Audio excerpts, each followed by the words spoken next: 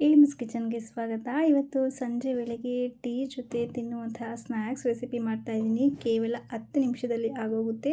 ತುಂಬ ಟೇಸ್ಟಿಯಾಗಿ ಕೂಡ ಇರುತ್ತೆ, ಮಕ್ಕಳಿಗೂ ಕೂಡ ತುಂಬಾ ಇಷ್ಟ ಆಗುತ್ತೆ. ಬನ್ನಿ ಅದನ್ನು ಯಾವ ರೀತಿ ಮಾಡೋದು ಅಂತ ನೋಡೋಣ.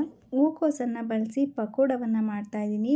ಒಂದು ಸಣ್ಣದಾಗಿರೋ ಒಂದು ಹೂಕೋಸನ್ನು ತೊಗೊಂಡಿದ್ದೀನಿ. ಅದನ್ನು ಒಂದು ಹೂವಲ್ಲಿ 2 ಭಾಗವನ್ನಾಗಿ ಮಾಡಿ ತೊಗೊಂಡಿದ್ದೀನಿ. ಇಲ್ಲಾಂದರೆ ಅದನ್ನು ಒಂದೇ ಒಂದು ಹೂವನ್ನಾಗಿ ನಾವು ಮಾಡಿ ತೊಗೋಬೋದು. ಹೂಕೋಸನ್ನು ನಾವು ತಣ್ಣೀರಲ್ಲಿ ಹಾಕಿ ತೊಳಿಬಾರ್ದು. ಬಿಸಿನೀರಲ್ಲಿ ಚೆನ್ನಾಗಿ ಮಳ್ತಿರೋ ನೀರಿಗೆ 1 ಸ್ಪೂನಷ್ಟು ಉಪ್ಪನ್ನು ಸೇರಿಸಿ ಮತ್ತು ಒಂದು ಸ್ವಲ್ಪ ಅರಿಶಿನವನ್ನು ಸೇರಿಸಿ ಕಟ್ ಮಾಡಿರುವ ಹೂಕೋಸನ್ನು ಸೇರಿಸ್ಕೋಬೇಕು. ಯಾಕಂದರೆ ಇದರಲ್ಲಿ ಹುಳ ಇರುತ್ತೆ ಮತ್ತು ಇದರಲ್ಲಿ ಔಷಧಿ ತುಂಬಾ ಹೊಡೆದಿರ್ತಾರೆ ಬೆಳಿಬೇಕಾದ್ರೆ. ಅದಕ್ಕೋಸ್ಕರ ನಾವು ಬಿಸಿನೀರಲ್ಲಿ ಹಾಕಿ ಇದನ್ನು ಚೆನ್ನಾಗಿ ತೊಳ್ಕೊಬೇಕು. ಇವಾಗ ಇದನ್ನು ಗ್ಯಾಸ್ ಆಫ್ ಮಾಡಿ ಬಿಸಿನೀರಲ್ಲಿ ನಾನು ಚೆನ್ನಾಗಿ ತೊಳ್ಕೊತೀನಿ. ಇದನ್ನು ಬಿಸಿನೀರಲ್ಲೇ ಹಾಕಿದ ಕೂಡಲೇ ಎತ್ಬಿಡಬೇಡಿ. ಅದರಲ್ಲೇ ಒಂದು 5 ನಿಮಿಷ ಬಿಟ್ಬಿಡಿ. ಅದಾದ ನಂತರ ಕೊನೆಯಲ್ಲಿ ನಾವು ಎತ್ತಿ ಇವಾಗ ಒಂದು ಪ್ಲೇಟಿಗೆ ಹಾಕ್ಕೊಂಡಿದ್ದೀನಿ. ಕಡಲೆ ಹಿಟ್ಟನ್ನು ಸೇರಿಸ್ಕೊತಾ ಇದ್ದೀನಿ. 3 ಚಮಚದಷ್ಟು ಸೇರಿಸಿದ್ದೀನಿ. ಯಾಕಂದರೆ ಪಕೋಡ ರೀತಿ ಮಾಡ್ತಾ ಇರೋದ್ರಿಂದ ಕ್ರಿಸ್ಪಿಯಾಗಿ ಬೇಕಾಗಿರೋದ್ರಿಂದ ಜಾಸ್ತಿ ನಾನು ಬಳಸ್ತಾ ಇಲ್ಲ. 1 ಸ್ಪೂನಿನಷ್ಟು ಅಕ್ಕಿ ಹಿಟ್ಟನ್ನು ಸೇರಿಸಿದ್ದೀನಿ. ರುಚಿಗೆ ತಕ್ಕಷ್ಟು ಉಪ್ಪನ್ನು ಸೇರಿಸಿದ್ದೀನಿ.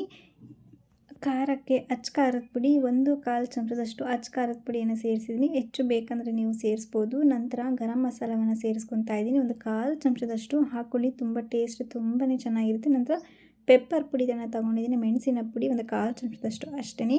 ಜಾಸ್ತಿ ನೀರನ್ನು ಹಾಕಿ ಕಲಿಸ್ಕೋಬಾರ್ದು. ಪಕೋಡವನ್ನು ಮಾಡಬೇಕಾದ್ರೆ ಸ್ವಲ್ಪನೇ ಹಾಕ್ಕೊಂಡು ಕಲಿಸ್ಕೊಳ್ಳಿ.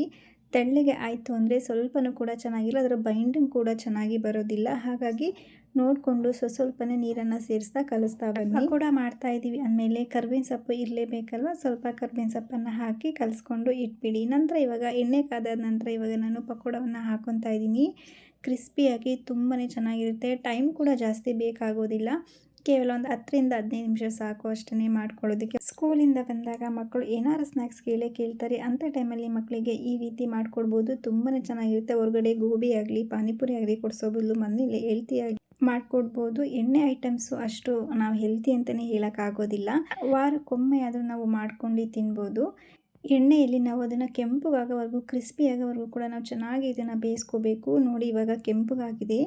ನಾನು ಇವಾಗ ಸರ್ವ್ ಮಾಡ್ತಾ ಇದ್ದೀನಿ. ಟೀ ಜೊತೆ ಕಾಫಿ ಜೊತೆ ಸಖತ್ತಾಗಿರುತ್ತೆ. ಕಡಿಮೆ ಸಮಯದಲ್ಲಿ ಟೇಸ್ಟಿಯಾಗಿ ಮನೆಯಲ್ಲೇ ಮಾಡ್ಕೋಬೋದು. ನಿಮಗೂ ಕೂಡ ಇಷ್ಟ ಆಗಿದ್ರೆ ಸಬ್ಸ್ಕ್ರೈಬ್ ಮಾಡಿ, ಸಪೋರ್ಟ್ ಮಾಡಿ. Thank you for watching.